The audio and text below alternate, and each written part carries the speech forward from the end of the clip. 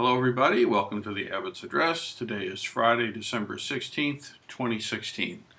So a person wrote in and has a question or would like some comments about a situation that I think a lot of us deal with to some degree, some of us to a pretty heavy degree. So let's get in there a little bit.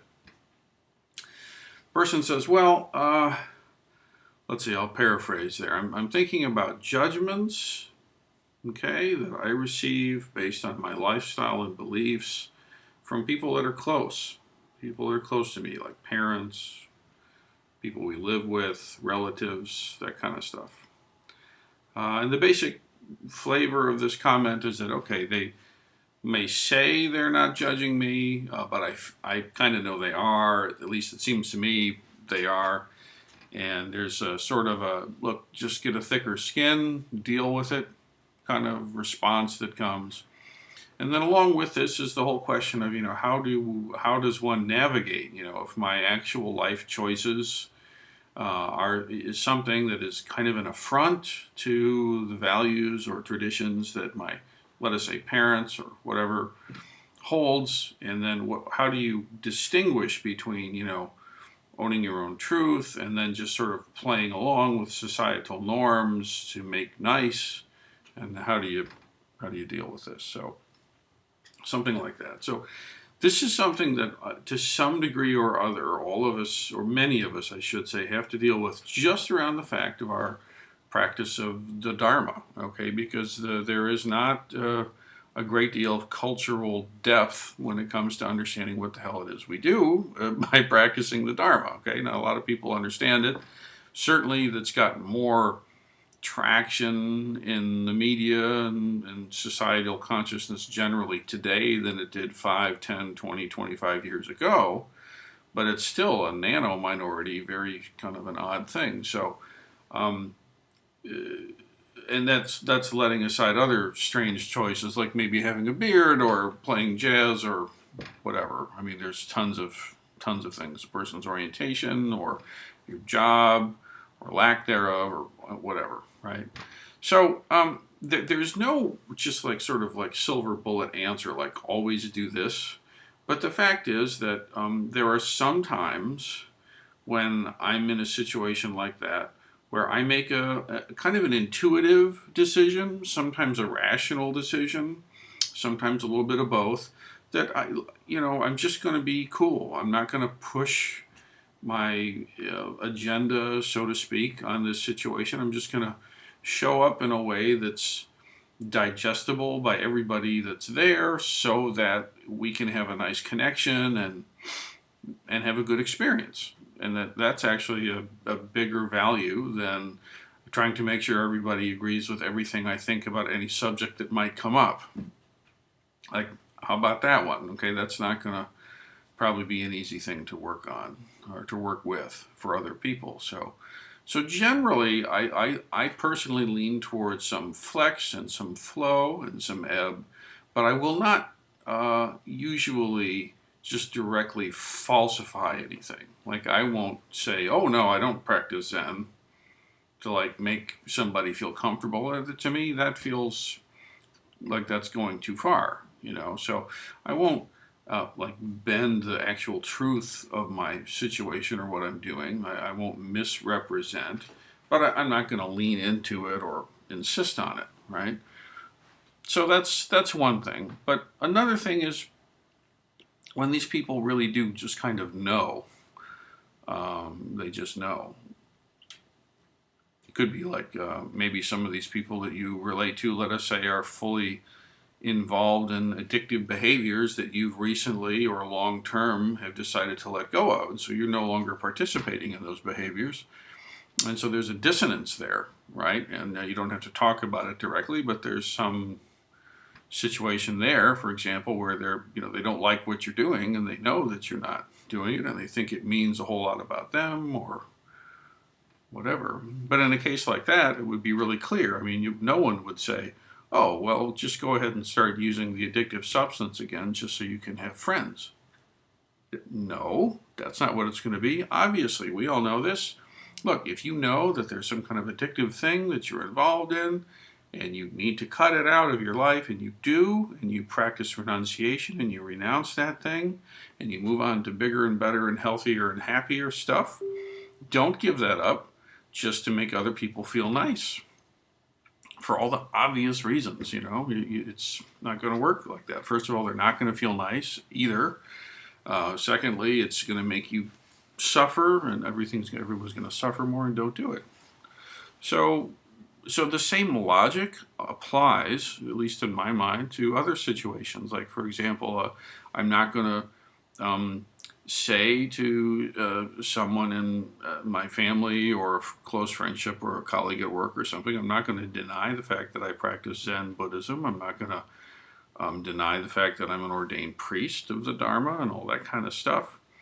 But I don't have to go and making a big issue about it. Now, if they have a big issue about it, then guess what? They have a big issue about it. That's on them, not on you, not on me. That's not my job. My job basically is to discern what is my honest, authentic, true, deep response to being alive. What is the core of my basic response to this amazing thing of what we call being alive?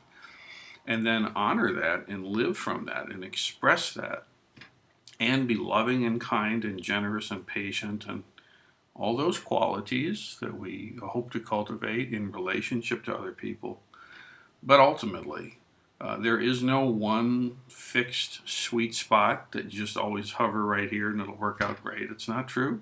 There is no sweet spot. The thing moves all over the place. If it's there at all, it's different every time the situation arises. And so ultimately it comes down to really having to trust oneself. Trust yourself. Really honor your own experience and your truth. And specifically, if we're talking about, this in relationship to your practice of Buddhism and Zen and the Dharma and all of this, then you rely on the teachers, you rely on the teaching, and you rely on the community of practitioners. And those are the folks and teachings and places that you take refuge in. You take refuge in your own true nature. You take refuge in the own truth of your experience and the community and all this kind of stuff, and that's the ground on which you stand, and be kind and loving and patient as much as possible. So I wish I could just say, you always say this, but it doesn't work like that. And I have found in my own life that there are people that have some shades of this kind of stuff, and my response to them as I age has changed. There are some aspects of my life that certain people that are close to me didn't like. And as time has gone on, right, decades has gone, like, for example, I am a martial artist, and some people have a very strong negative association with that. Fine. And as, guess what? As the decades have kind of cranked by, it turns out to be the case that, gee, I'm not some gladiator barbarian, and it's obvious. And you know what? Their sense of certainty about how terrible martial artists are, guess what? It's eroded. And I didn't have to do anything about that other than just be loving and kind and patient and generous when I'm around them. And yes, I do practice martial art.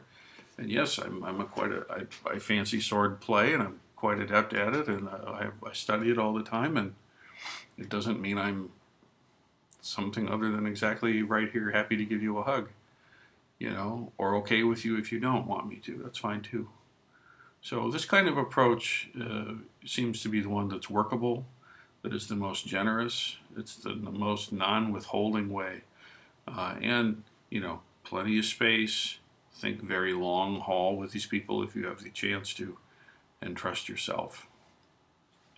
Now, in terms of announcements, the big thing I'd like to say is, hey, guess what? It turns out that December 25 and January 1st are happening on Sundays, and we will be having our normal Sunday service on both of those dates. Please come out and practice. And particularly on January 1st, we'll have the regular sutra service at 11, except there will be a year letting go ceremony and a year welcoming ceremony. And this is a very powerful practice. It's a very powerful ritual. It's really auspicious that it's happening right on that exact day.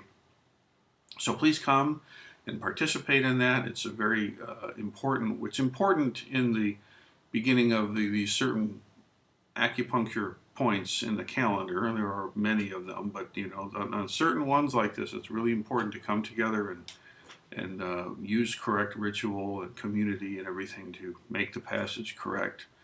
And so we'll be doing that on the 1st. It will also be a potluck lunch party. So bring a little something that you would enjoy to have for lunch and share with others like that.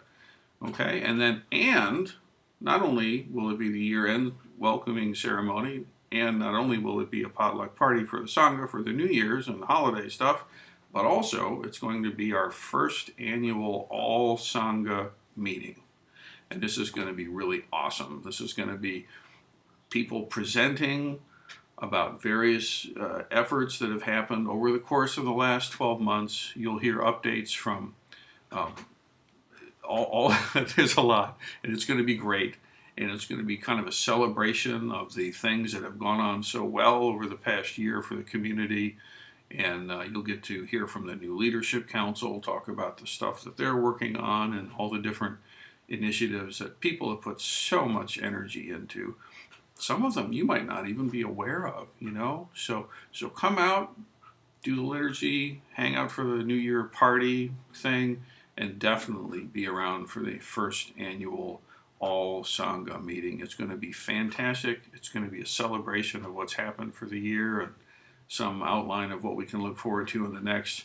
And there's some special announcements coming from me about new things that are that are going to be are offered at the temple. The landscape is continuing to bloom and evolve. Come to the meeting and see what it is. Ooh, cool. All right, we'll see you then. Happy holidays, everybody.